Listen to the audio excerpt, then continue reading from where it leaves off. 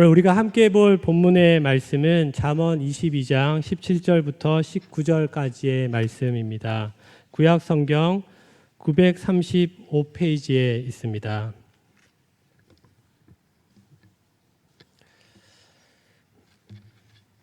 다 찾으셨으면 잠언 22장 17절부터 19절까지의 말씀을 한 목소리로 읽겠습니다. 시작. 너는 귀를 기울여 지혜 있는 자의 말씀을 들으며 내 지식에 마음을 둘지어다. 이것을 내 속에 보존하며 내 입술 위에 함께 있게 함이 아름다우니라. 내가 내게 여호와를 의뢰하게 하려 하여 이것을 오늘 특별히 내게 알게 하였노니. 아멘. 오늘 설교의 제목은 지식이 아닌 지혜의 삶입니다. 제가 3년간 교육회사에서 학생들을 가르칠 때 수학을 가르쳤던 적이 있었는데요. 초등학교부터 고등학교 이제 학생들을 가르쳤었는데 그 학생들은 대부분 똑같은 질문을 하였습니다. 이렇게 저한테 물어봤습니다. 선생님, 과연 이 수학이 우리 삶에서 도움이 되는 것입니까? 기본적인 사칙 연산만 해도 괜찮을 텐데 왜 이렇게 어려운 문제를 풀어야 합니까?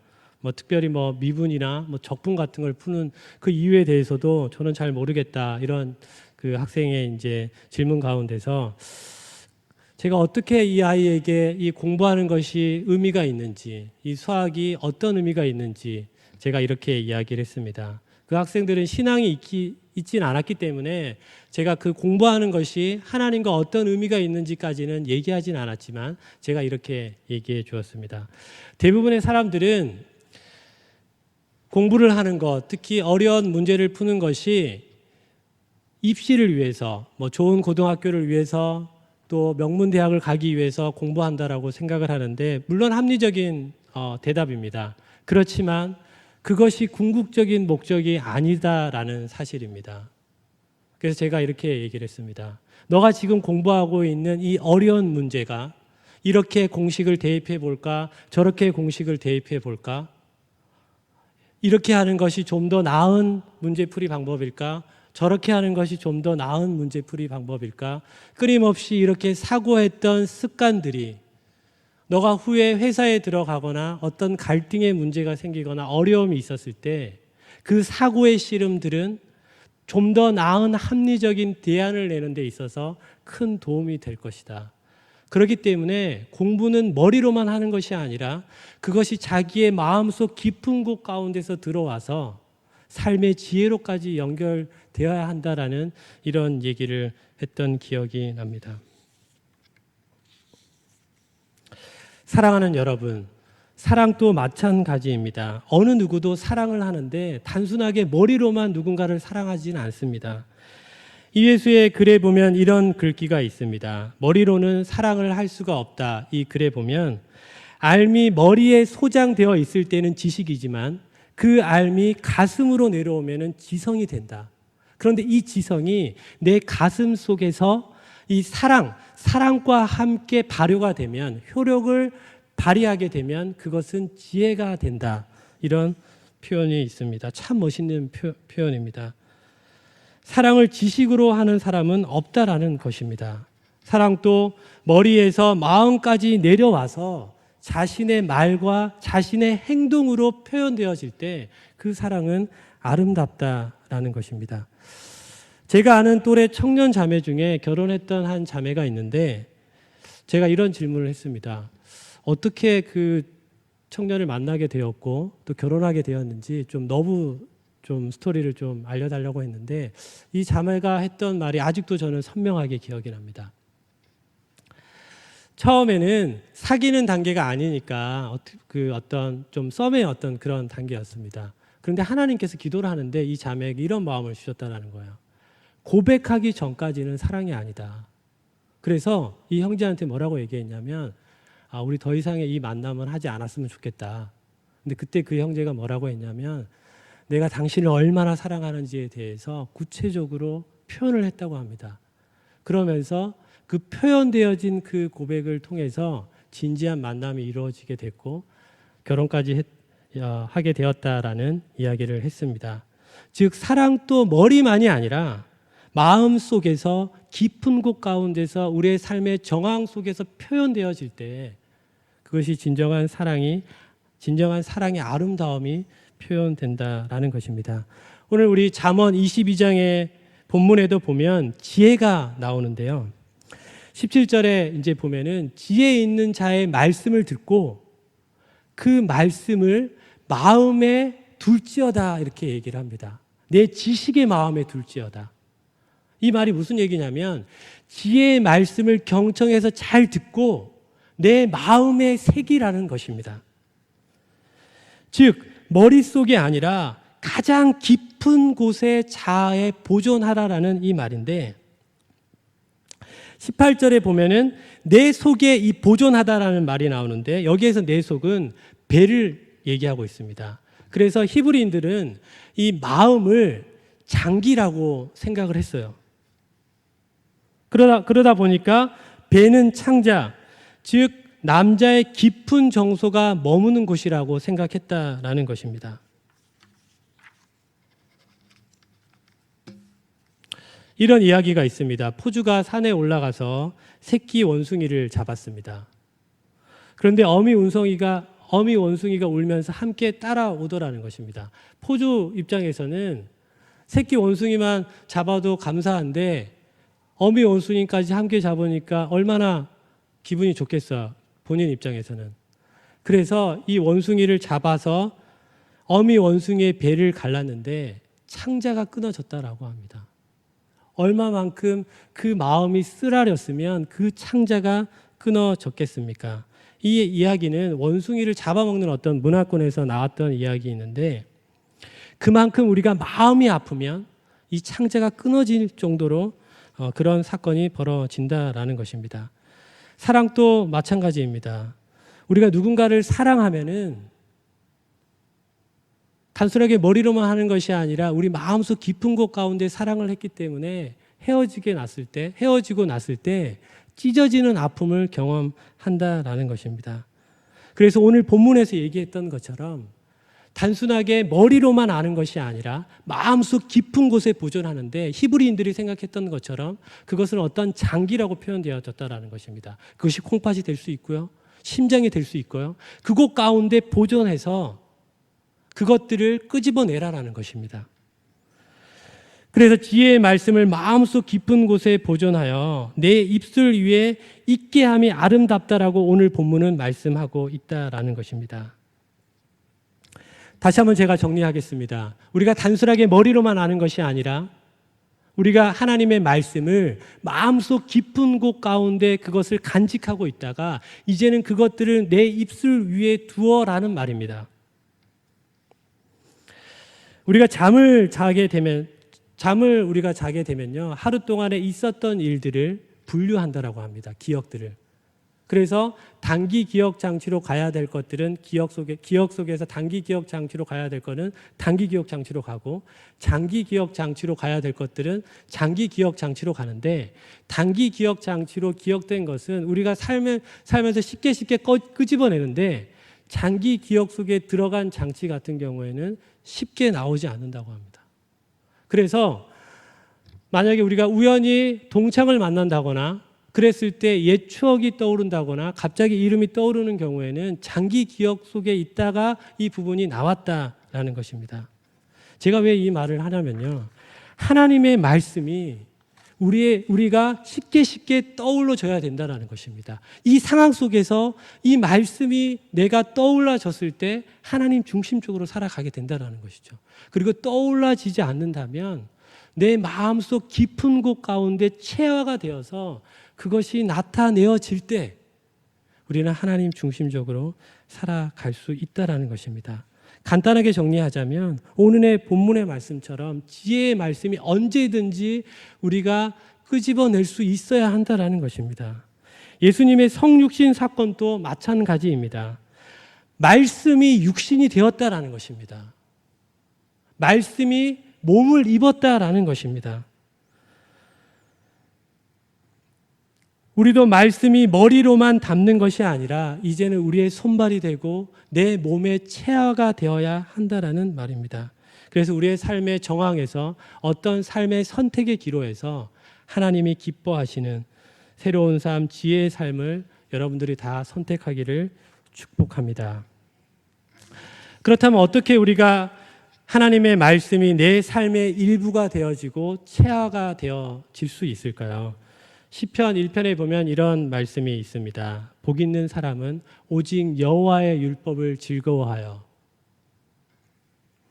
그의 율법을 주야로 묵상하는도다.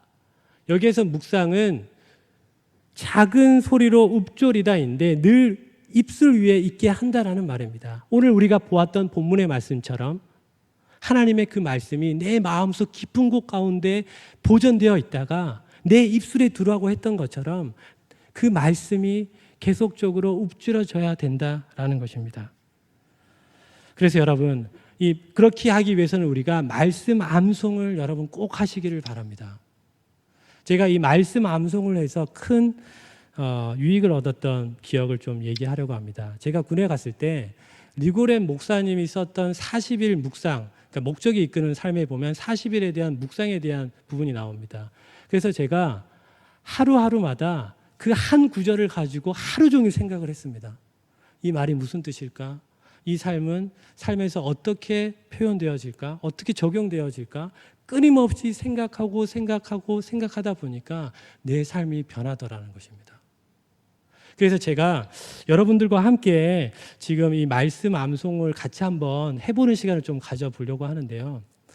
특히 유대인들은 우리 그 모세오경, 성인이 되기 전에 창세기, 출애굽기, 민수기, 레위기, 신명기 중에서 한 권을 통째로 외운다고 합니다. 그것이 이제 성인에 대해서 그 이제 즐거움을 표현할 때 이제 그렇게 한다라고 합니다. 그만큼 그 말씀을 자기 몸으로 체화한다라는 것이죠. 그래서 우리가 지금 신명기 6장 4절부터 해서 9절까지의 말씀을 한번 우리 같이 한번 암송을 해보려고 하는데 제가 여러분들에게 좀 좋은 팁을 하나 알려드리려고 합니다. 손을 한번 이렇게 펼쳐 보시겠습니까? 펼쳐 보셔가지고 이게 1절이에요. 한번 같이 한번 따라 볼게요. 1, 2, 3, 4, 5. 여기서 이제 좀 고난이도가 들어가는데 6절은 어떻게 하냐면요. 뒤집어 가지고 이게 6절이 됩니다. 6, 7, 8, 9, 10. 11을 거꾸로 이렇게 하시면 돼요. 제가 왜 이렇게 하냐면요. 내가 암송을 하긴 했는데 그게 몇 절인지 기억이 안 날 때가 있잖아요. 그래서 내 몸으로도 같이 기억하라는 거예요. 그래서 우리 신명기 6장 4절부터 9절까지의 말씀을 같이 한번 암송해 보는 시간을 이제 좀 가져보려고 합니다. 자, 6장 4절이니까 4 이렇게 이제 하시면 돼요. 4 이렇게 하셔가지고 제가 먼저 선포를 하겠습니다. 신명기 6장 4절부터 9절까지의 말씀 같이 이제 하는 거예요. 4절을 이스라엘아 들으라. 저를 같이 따라해 주세요. 이스라엘아 들으라. 우리 하나님 여호와는 오직 유일한 여호와이시니 너는 마음을 다하고 뜻을 다하고 힘을 다하여 내 하나님 여호와를 사랑하라. 6절입니다. 오늘 내가 내게 명하는 이 말씀을 너는 마음에 새기고 내 자녀에게 부지런히 가르치며 집에 앉아 있을 때든지 길을 갈 때든지 누워 있을 때든지 일어날 때든지 이 말씀을 강론할 것이며 그 다음에 8절입니다. 너는 또 그것을 내 손목에 매어 기호를 삼으며 내 미간에 붙여 표로 삼고 9절 또 내 집 문설주와 바깥문에 기록할지니라. 아멘. 그래서 여러분 우리 바이블 타임 함께 하고 있는데요. 말씀을 보면서 하나님 나에게 주신 말씀이 있으면 그거를 꼭 마음속에 담아주시길 바랍니다. 오늘 우리가 보았던 이 말씀처럼 집에 앉아 있을 때이든지 길을 갈 때이든지 누워 있을 때이든지 일어날 때이든지 이 말씀을 강론할 것이며 자녀에게 또한 부지런히 가르치라는 것입니다. 말씀이 내 안에 있으면 어떤 상황에 우리가 벌어졌을 때 그 말씀이 나타나게 됩니다. 그래서 여러분 꼭 말씀 암송의 습관화 되시기를 바랍니다.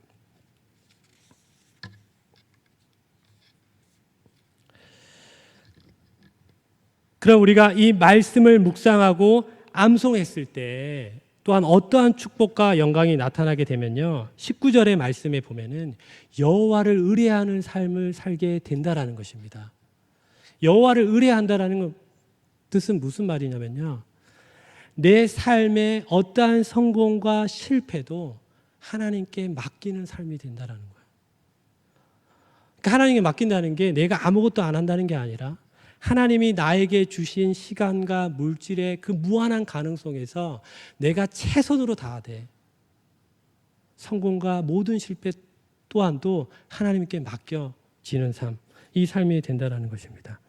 그럼 어떤 일이 또 벌어지게 됩니까? 하나님의 기쁨이 우리의 기쁨이 되고, 하나님이 슬퍼하시는 곳 가운데서 그 슬픔이 또한 우리의 슬픔이 되고, 하나님의 아픔은 우리의 아픔이 된다는 것입니다. 그러면 우리가 하나님을 의식하는 삶이 된다는 것이죠. 24시간을 의식한다는 것입니다. 설거지를 할 때도 하나님을 의식하고, 직장에서도 하나님을 의식하고, 누군가를 만났을 때도 하나님을 의식하고, 그럼 우리가 이 예배에 오는 순간부터 하나님의 임재를 경험한다라는 것입니다. 그래서 우리가 하나님을 의지하고 하나님을 의탁하는 이 삶을 살게 되면은 또한 어떤 일들이 벌어지게 되면요, 이런 일들이 벌어지게 됩니다. 여러분, 불안이나 특히 또 범불안 장애나 또 공황이나 이런 어떤 것 속의 밑바탕에 보면은 죽음에 대한 문제가 있다라는 거예요. 범불안 장애 같은 경우에는 어떤 경우냐면 이런 것입니다. TV를 보다가 갑자기 버스가 그러니까 뒤집어진 거예요. 그래서 누군가가 죽은 거를 보게 됐어요. 그러면 버스를 타게 되면 무서운 것입니다. 왜냐하면 이 버스가 뒤집혀지면 어떻게 되지? 근데 그것이 계속적으로 습관이 되고 계속 차도 못하게 되는 것들이 연결되면 어떤 일이 벌어지게 되면은 집안에서 밖에 나가는 것이 두려워지게 된다는 것입니다. 그럼 왜 그 사람은 그것이 어디에 연결이 됐냐면 버스의 그 TV 프로그램의 그 버스가 모든 버스에 연결이 되어졌다는 것입니다. 그런데 우리가 말씀이 우리 안에 있으면 이거를 이겨낼 수가 있어요. 죽고자 하는 자는 살지만 살고자 하는 자는 죽는다는 것입니다. 진실로 진실로 너에게 이르노니 믿는 자는 영생을 가졌나니, 예수님을 믿는 자에게는 영원한 생명이 있는 거예요. 지금 또 우리가 하나님 나라 가운데 있지만 설사 우리가 예기치 않은 불안한 사건 가운데 죽음이 있다 할지라도 우리는 영원한 나라 가운데 있다라는 것이에요. 죽어도 괜찮다라는 이 마음이 그 사건을 벗어날 수 있다라는 것입니다. 제가 왜 끊임없이 여러분들 가운데 말씀을 암송하고 계속적으로 체화하라고 하냐면, 우리의 많은 문제가 벌어지는 사건 가운데서 하나님과 연결되어지지 않았기 때문에 그 문제 가운데서 벗어나기 어렵다라는 것입니다. 제가 좀 더 나아가서 전도에 대한 얘기도 하는 것이, 전도를 얘기하는 것도요, 전도를 하다 보면요, 전도가 어렵지 않은 이유가 뭐냐면 말씀이 내한테 있으면 된다는 것입니다. 하나님이 세상을 이처럼 사랑하사 독생자를 주셨으니 이는 그를 믿는 자마다 멸망하지 않고 영생을 얻게 하려 하심이라. 그런 마음이 내 안에 있으면 그 사람한테도 그 말씀을 전할 수 있는 거예요. 죄의 삭은 사망이요 하나님의 은사는 그리스도 예수 우리 주 안에 있는 영생이니라. 죄에 대한 대가는 죽음이지만 하나님께서 그의 사랑하는 아들 독생자 예수 그리스도를 우리에게 주심을 통하여서 그를 믿는 자마다 영원한 생명을 얻게 됩니다. 그래서 여러분들, 오늘 우리가 함께 보았던 것처럼 단순하게 지식이, 하나님의 말씀이 머릿속에만 있는 것이 아니라 내 마음속 깊은 곳 가운데 있어서, 이제는 그것이 내 입술 가운데 있어서 어떤 상황과 어떤 환경에 우리가 있다 할지라도 하나님과 연결되어질 수 있는 삶이 되시기를 축복합니다.